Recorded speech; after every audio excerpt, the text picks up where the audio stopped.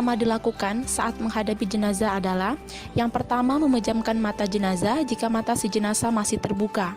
Yang kedua, menutup seluruh badan si jenazah menggunakan kain panjang. Yang ketiga, posisikan si jenazah di tempat yang aman. Yang keempat, kerabat dekat tetap boleh mencium si jenazah.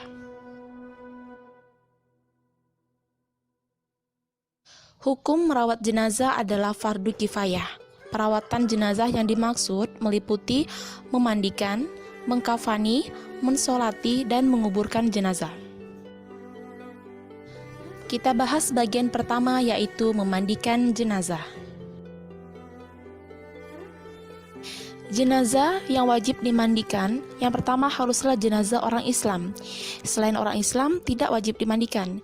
Kemudian yang kedua, ada bagian tubuh yang dimandikan.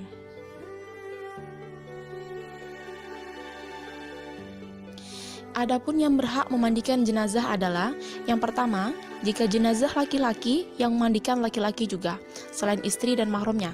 Yang kedua, jika jenazah perempuan, harus perempuan juga, selain suami dan mahramnya. Yang ketiga, jika suami atau istri yang meninggal, yang paling berhak memandikan adalah suami atau istri dibanding lainnya. Beberapa hal yang harus diperhatikan saat memandikan jenazah, yaitu yang pertama, tempat memandikan jenazah harus dalam keadaan tertutup dan tidak ditonton orang banyak. Yang kedua, letak jenazah di atas dipan atau tempat yang lebih tinggi. Yang ketiga, saat dimandikan, jenazah harus ditutup seluruh auratnya.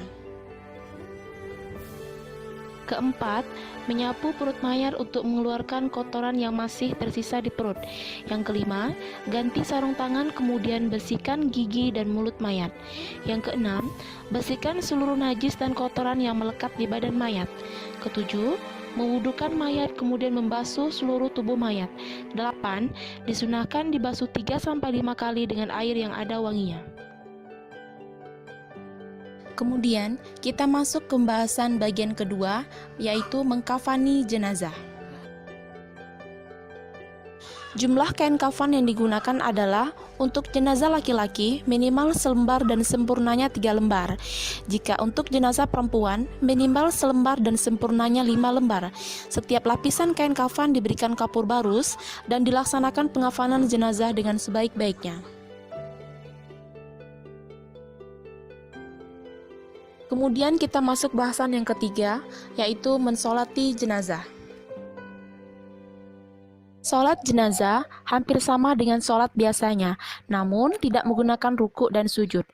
Posisi jenazah diletakkan di depan imam dan semua makmum berdiri di belakang imam. Diusahakan menjadi 3 shaf atau lebih.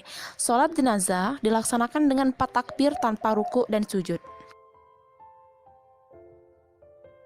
Niat sholat, untuk imam berdiri tegak menghadapi jenazah dan makmum sudah di belakang imam.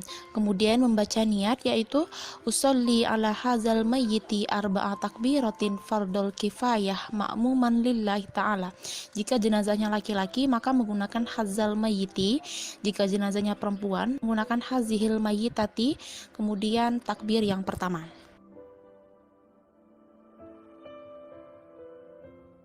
Setelah takbir yang pertama, kemudian membaca surat Al-Fatihah. Ayo kita baca bareng-bareng. A'udzubillahi minasyaitonirrajim. Bismillahirrahmanirrahim. Alhamdulillahi rabbil alamin. Ar-Rahmanir-Rahim. Maliki yaumiddin. Iyyaka na'budu wa iyyaka nasta'in. Ihdinas siratal mustaqim. Siratal ladzina an'amta 'alaihim ghairil maghdubi 'alaihim waladdallin. Amin. Kemudian takbir yang kedua.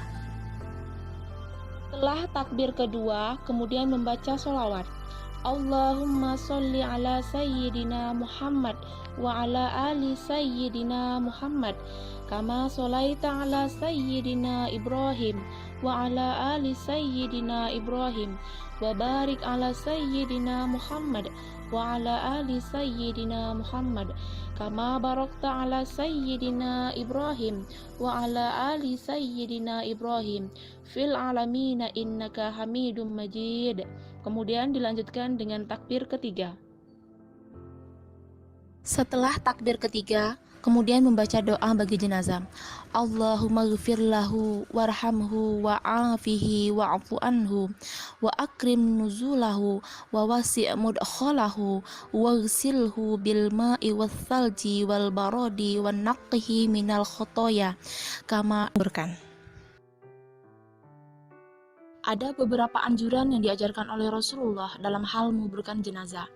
Di antaranya, pertama untuk menyegerakan dalam menguburkan jenazah, sebagaimana hadis Nabi yang berbunyi, An Abi Hurairah radhiyallahu anhu anin Nabi sallallahu alaihi wasallam qala asri'u bil janazah rawahul Bukhari wa Muslim.